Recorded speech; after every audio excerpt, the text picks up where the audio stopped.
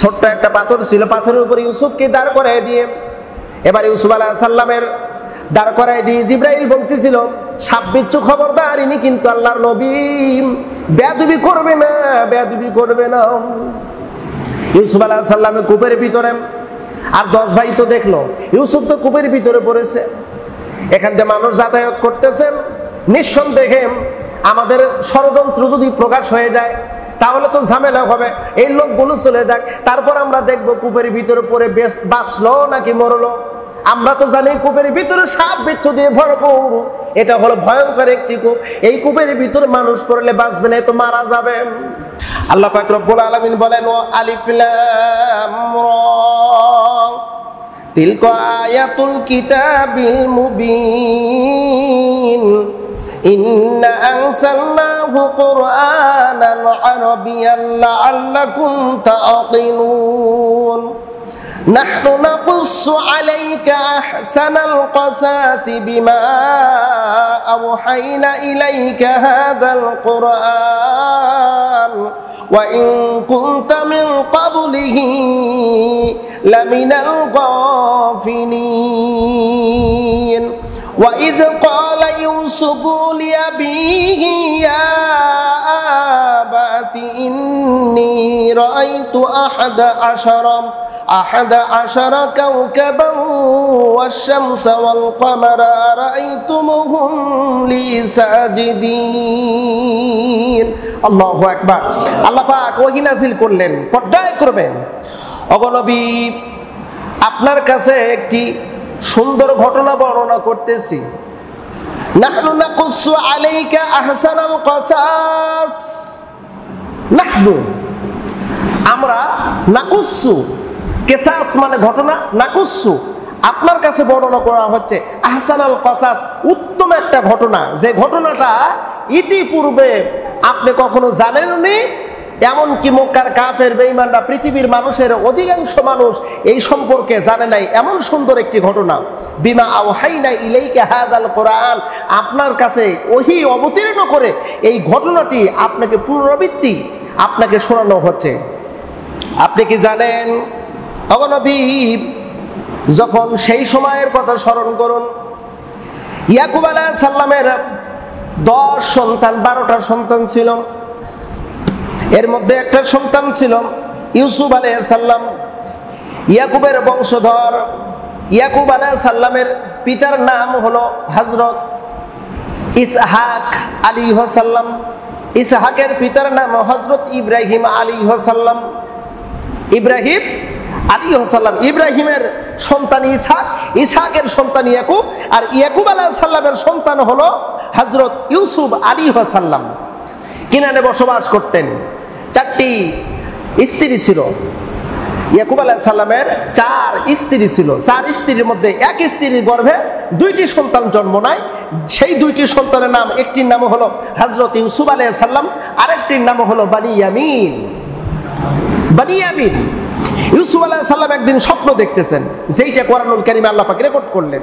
ওয়া ইয ক্বালা ইউসুফু লিআবিহি ইয়া আবাত, সেই সময়ের কথা স্মরণ করুন নবী, যখন ইউসুফ আলাইহিস সালাম তার আব্বাকে ডেকে বলতেছি, আবাত, হে আমার আব্বা, ইন্নী নিশ্চয় আমি, রাআইতু দেখেছি, আহাদা আশারাম 11টি কাওকাবা 11টি গ্রহ, আশ-শামসা আর সূর্য, ওয়াল কমারা আর চন্দ্র, রাআইতুমুহুম আমি দেখতে পেলাম সেইগুলো লিসাজিদিন আমাকে সেজদা করতেছে।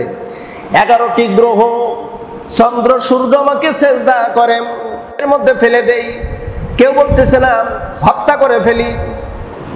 ষড়যন্ত্রে এক পর্যায়ে কি করবে, পাশ দিয়েছিল গহীন জঙ্গলের ভিতরে দিয়েছিল রাস্তা, ওই রাস্তা দিয়ে বণিকেরা চলাফেরা করত। মানুষের আগমন টের পেয়ে হত্যা না করে জলদি করে কূপের ভিতরে ফেলে দিল হযরত ইউসুফ আলাইহিস সালামকে। কূপের ভিতরে ফেলে দিলাম হযরত ইউসুফ আলাইহিস সালামের 2 হাত কূপের উপরি ভাগে ধরে, পাশিতে ধরে ঝুলন্ত অবস্থায় ভাইদেরকে ডাক দিয়ে বলে, ভাইয়েরা আমাকে এমন করে মেরো না, আমাকে মেরো না, বরং আমাকে ছেড়ে দাও, আমি আমার আব্বার কাছে যাব না, আমার 2 চোখ যেদিকে যায় সেই দিকে চলে যাব, আমি কিনারে যাব না, আমি চলে যাব যেদিকে ইচ্ছে সেই দিকে, আমি আমার দুই চোখ যেদিকে যাই সেই দিকে যাব, আমাকে বেরো না। কে কার কথা শোনে? শয়তান যদি কারোর উপরে ভর করে, ওর ভিতরকার বিবেক শক্তি থাকে না। কিন্তু শয়তান শুধু কিন্তু মরদুত ইবলিস শয়তানি না, মানুষের মধ্যেও শয়তান আছে। শয়তান আছে না? শয়তান আছে। সূরা নাস পড়ে দেখুন, সূরা নাসের শেষের একটি আয়াত আছে, মিনাল জিন্নাতি ওয়ান নাস, জিনদের মধ্যে শয়তান, মানুষের মধ্যেও শয়তান। জিনদের মধ্যেও শয়তান, মানুষের মধ্যেও শয়তান। আল্লাহ পাক বলেন, ও নবী, আপনি জিন শয়তান মানব শয়তানের কাছ থেকে আশ্রয় প্রার্থনা করুন। কার কাছে? একটু জোরে বলতে হবে, কার কাছে? আল্লাহর কাছে। জিন শয়তান, মানব শয়তান। মানুষের ভিতরে যদি শয়তানি থাকে, এই শয়তানের কাছ থেকেও আশ্রয় প্রার্থনা করতে হবে আল্লাহর কাছে। ইউসুফ আলাইহিস সালাম কূপের ভিতরে ঝুলন্ত অবস্থায়, কিতাবের মধ্যে আসছে, হাতের উপরে আঘাত করা হলো, ইউসুফ আলাইহিস সালাম পড়ে যাচ্ছেন কূপের মধ্যে। বাবার একটা নসিহা, বিপদে আপদে তাওয়াক্কুল করবে কার উপরে? ওয়ামাইয়া তাওয়াক্কাল আলাল্লাহ ফাহুয়া হাসবুহু, যে ব্যক্তি আল্লাহর উপর ভরসা করে ওই ব্যক্তিকে সাহায্য করেন আমার আল্লাহ। ওই ব্যক্তিকে সাহায্য করে আল্লাহ, যে ব্যক্তি তাওয়াক্কুল করবে আল্লাহর উপরে। ইউসুফ আলাইহিস সালাম ডাক দিবেন, রব্বে কারীম, আমার 10 ভাই কূপের মধ্যে ফেলে দিল। যেই কূপের ভিতরে ফেলে দিচ্ছে, এই কূপের ভিতরে সাপ বিচ্ছু আছে। ওগো মাবুদ, তুমি সাহায্য করো। গুরুত্বপূর্ণ একটা হাদিস, ইউসুফ আলাইহিস সালাম যখন কূপের ভিতরে পড়তেছিল, তার ভাইয়েরা হাতের উপর আঘাত করলো, কূপের ভিতরে ফেলে দিচ্ছে। ইউসুফ বললেন, আল্লাহ তুমি সাহায্য করো। আল্লাহ কয়, জিবরাইল যা রে, আমার নবীকে সাহায্য করো, আমার নবীকে ধরো, আমার নবীকে ধরো, আমার নবী যেন ব্যথা না পায়, কষ্ট না পায়। আমি জিবরাইল এই কূপের ভিতরে ইউসুফ আলাইহিস সালামকে জড়ায় ধরে বললাম, লা তাহজান ইন্নাল্লাহা মা'ানাকা, ও ইউসুফ চিন্তা করো না, আল্লাহ তোমার সঙ্গে আছে। আমি ইউসুফকে জড়ায় ধরেছিলাম, ইউসুফ আলাইহিস সালামকে জিবরাইল জড়ায় ধরল। এবার কূপের ভিতরে সাপ বিচ্ছু দিয়ে ভরপুর। ছোট্ট একটা পাথর ছিল, পাথরের উপরে ইউসুফকে দাঁড় করায় দিয়ে, এবার ইউসুফ আলাইহিস সালামের দাঁড় করায় দিয়ে জিবরাইল বলতেছিল, সাপ বিচ্ছু খবরদার, ইনি কিন্তু আল্লাহর নবী, বেয়াদবি করবে না, বেয়াদবি করবে না।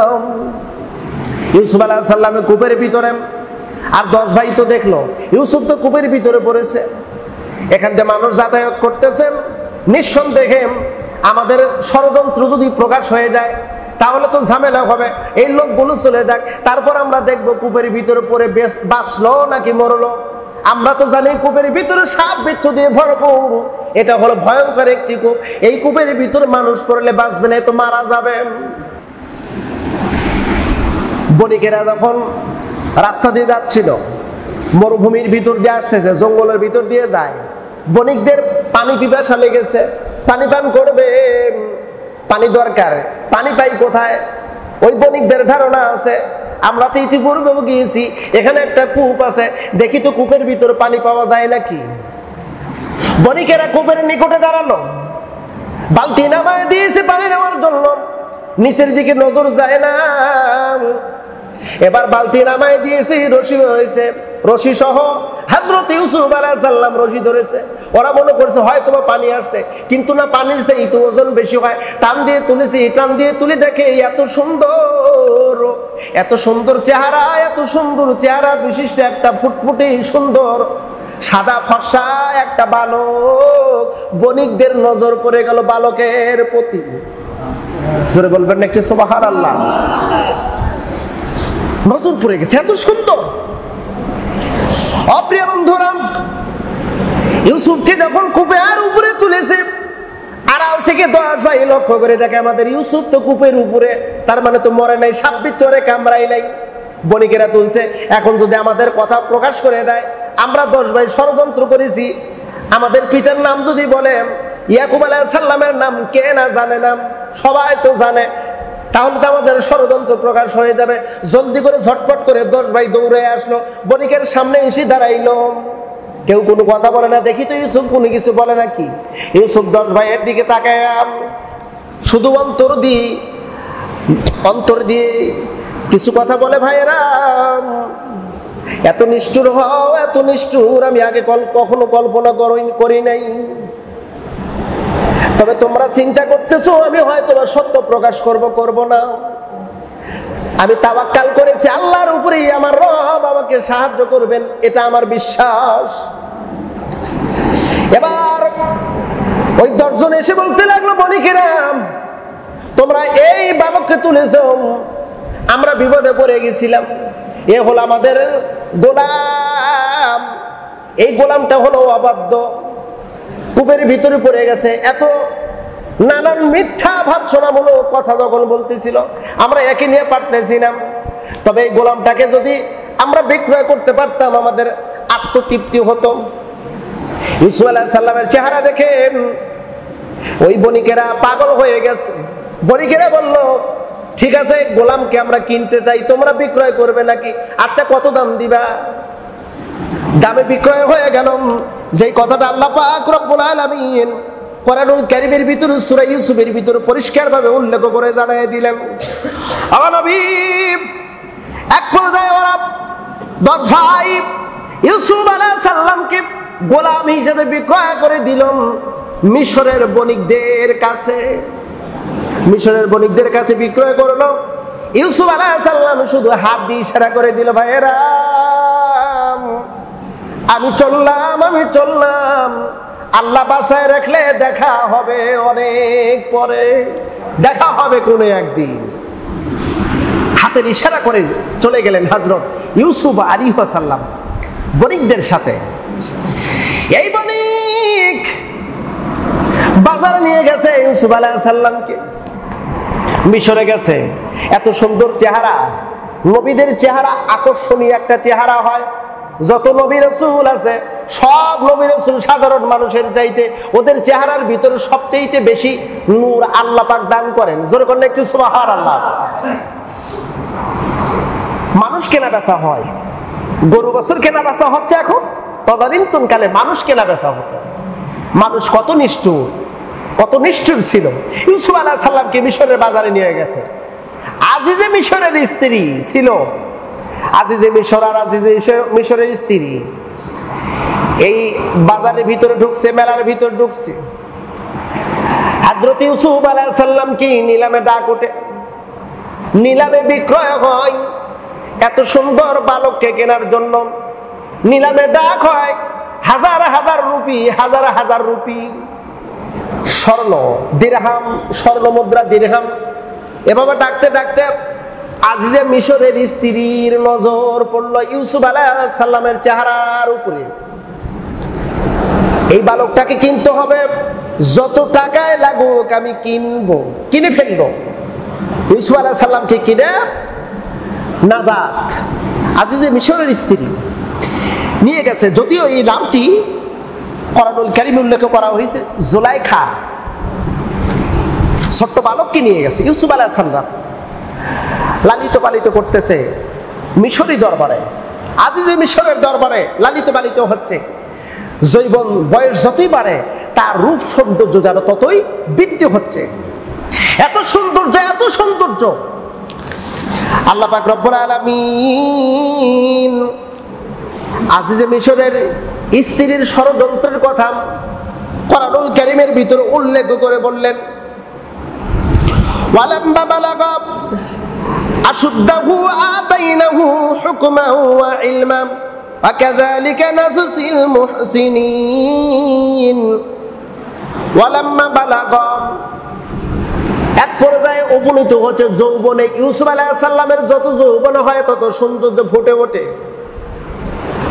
ইউসুফ আলাইহিস সালামকে যেই নারী একবার দেখে ওই নারী ইউসুফ আলাইহিস সালামের প্রতি আসক্ত হয়ে যায়, দুর্বল হয়ে যায়। এত দুর্বল, প্রেম বিনিময় করার জন্য পাগল হয়। আজিজে মিশরের স্ত্রী তো পাগল। ইউসুফ আলাইহিস সালামকে কিভাবে তার প্রেমের ফাঁদে পটানো যায়, প্রেমের ফাঁদে কিভাবে তাকে আনা যায়, এই ষড়যন্ত্রে লিপ্ত হয়। প্রতিদিন কোনো না কোনো কিছু হাদিয়া তোহফা দেয়। কিন্তু ইউসুফ আলাইহিস সালাম এই নাপাকি কাজের প্রতি তার কোনো ইন্টারেস্ট নাই। যেটা হারাম, নবীরা শুরু থেকে হারামকে বর্জন করে চলেছে।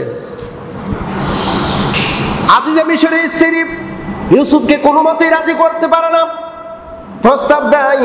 ইউসুফ আলাইহিস সালাম বলেন, আপনি তো আমার মায়ের মতো। কথাটা ভালো করে বুঝবেন, আপনি তো হলে আমার মায়ের মতন। আপনি আমাকে ছোট্টবেলায় ওই বাজার থেকে কিনে এনে মুক্ত করে দিয়ে লালিত পালিত করেছেন। আপনি আমাকে কেন এই কুপ্রস্তাব দেন? এগুলো তো হারাম। আপনার তো স্বামী আছে, কেন আপনি আমাকে এমন কুপ্রস্তাব দেন? জুলাইখা বলে, ইউসুফ, তোমার রূপ সৌন্দর্যে আমি পাগল হয়ে গেছি, আমি তোমার সাথে প্রেম বিনিময় করব। বলে, আস্তাগফিরুল্লাহ, এটি হলো হুবান কাবীরা, এটি হলো কবিরা গুনাহ। এটি কি গুনাহ? একটু জোরে বলতে হবে, এটা কি গুনাহ? এটা হলো কবিরা গুনাহ। এই কবিরা গুনাহর সাথে আমি সম্পৃক্ত থাকতে চাই না, আমি থাকতে পারবো না। জুলাইখা আজিজে মিশরের স্ত্রী যে ইউসুফ আলাইহিস সালামের প্রতি আসক্ত, এই খবর বাইদি বাই রাজপ্রাসাদ সহ এলাকার ভিতর ছড়িয়ে পড়ছে যে আজিজে মিশরের স্ত্রী কেনা একটা গোলামের প্রতি পাগল হয়েছে। আজিজে মিশরের স্ত্রীর কিছু বান্ধবী ছিল, ওরা বলল, ও আজিজে মিশরের স্ত্রী, তুমি কেন ইউসুফের প্রতি এতটা পাগল? ইউসুফ আলাইহিস সালাম যৌবন বয়সে আসতে তিনি বোরকা ব্যবহার করতেন। সুবহানাল্লাহ, একটু বলবেন না? পৃথিবীতে 2 জন পুরুষ বোরকা ব্যবহার করত। পৃথিবীতে কয়জন পুরুষ? মনে রাখবেন তো, 2 জন পুরুষ বোরকা পরত। একজন হলো কাফের, নমরুদের চেহারা ছিল আলকাত্রা মার্কা, মানে এত কালো কুৎসিত কদাচার, সে নিজেকে রব বলে দাবি করত।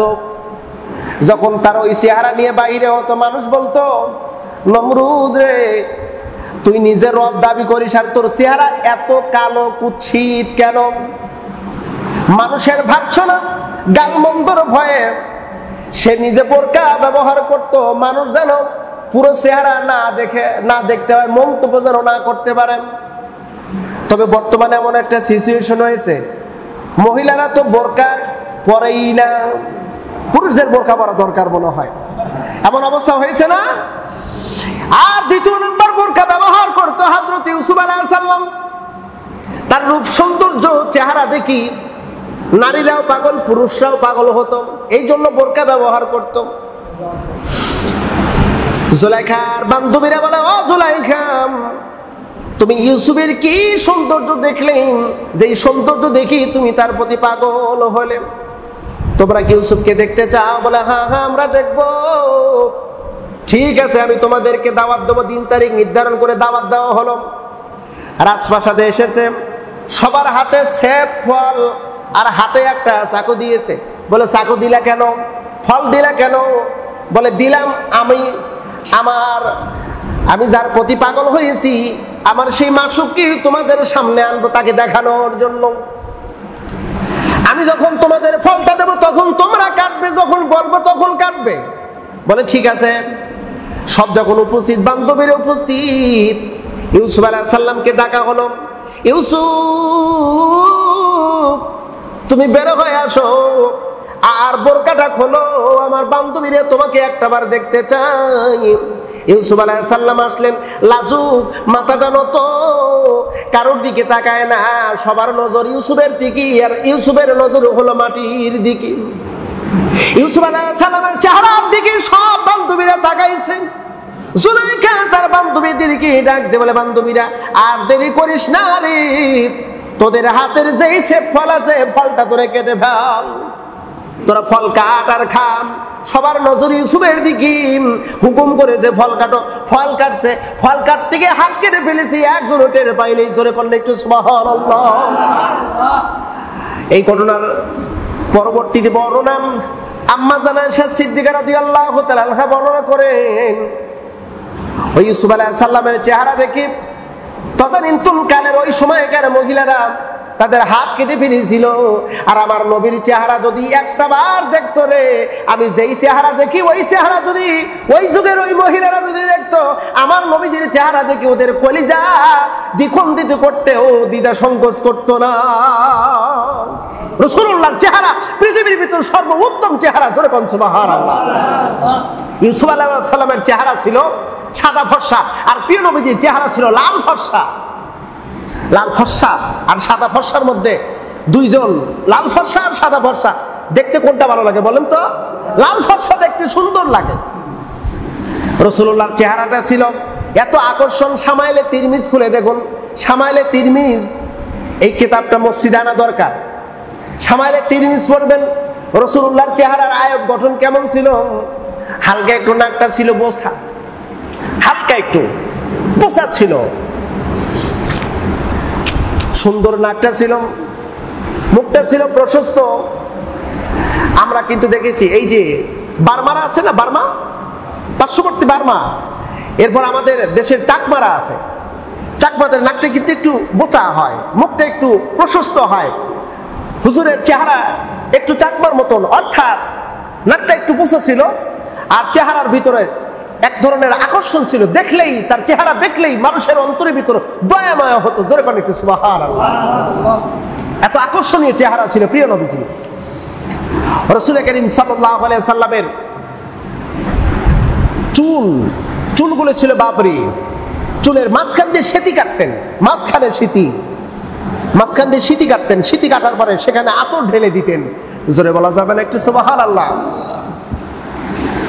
রাসূলুল্লাহর যেদিন ইন্তেকাল করেন, তার চুল আর দাড়ি দিয়ে 19টি দাড়ি আর চুল পেকেছিল। 19টি দাড়ি আর চুল পেকেছিল। আমাদের তো সব পেকে যায়।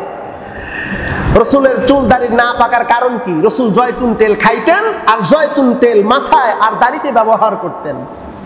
আল্লাহ পাক জয়তুনের কসম খেয়েছেন সূরা 3-এর ভিতর, অতীন ওয়াজাইতুন অতুরি সিনিনা ওয়া হাদাল বালাদিল আমিন। আল্লাহু আকবার। জয়তুনের তেল এটি মানব দেহের জন্য খুবই উপকারী। আমরা তো পাইও না, খাইতেও পারি না। জয়তুনের তেল ব্যবহার করতেন, যার কারণে চুল দাড়িগুলো কাঁচা ছিল, পাকে নাই। এত সুন্দর। আমরা তো সকালবেলা ঘুম থেকে বের হয়ে হ্যান্ড ওয়াশ দিয়ে হাত শহর অঞ্চলে ব্যবহার করে। আর রাসূল যখন ঘুম থেকে বের উঠতেন, ওযু করতেন, ওযু করে আতর ব্যবহার করতেন। দুই হাতের তালুতে আতর ব্যবহার করতেন। দুই হাতের তালুতে হাতে আতর ব্যবহার করতেন। কেন ব্যবহার করতেন? কারোর সাথে যদি মুসাফা করতেন, আল্লাহর কোন বান্দার সাথে মুসাফা করলে হুজুরের আতর তার হাতের সাথে লাগলো, তার হাতটাও সুগন্ধ হয়ে যেত। আল্লাহর নবী আতর ব্যবহার করতেন, সেন্ট ব্যবহার করতেন না। যেই রাস্তা দিয়ে যাইতো ওই রাস্তা দিয়ে আতরের ঘ্রাণ বের হতো। আতরের ঘ্রাণ পুরো রাস্তায় যেন বিমিহিত হয়ে যেত।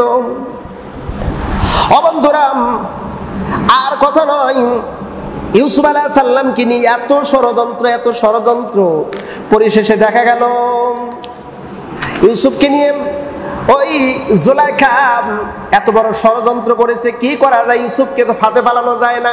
একজন বুড়ি মহিলা পরামর্শ দিল জুলাইখাকে, জুলাইখা, ইউসুফকে যদি তোমার প্রেম বিনিময় যদি করতে চাও, তোমার কাম যদি স্বার্থ হাসিল করতে চাও, তাহলে এমন একটা ঘর তৈরি করো, যেই ঘরে যেতে গেলে 7টা দরজা পার দিতে হবে, 8টা দরজা পার দিতে হবে, এবং ওই ঘরের ভিতরে এমন কিছু চিত্র অঙ্কন করো, যেই চিত্রটা হলো অশ্লীল ফাহেসা।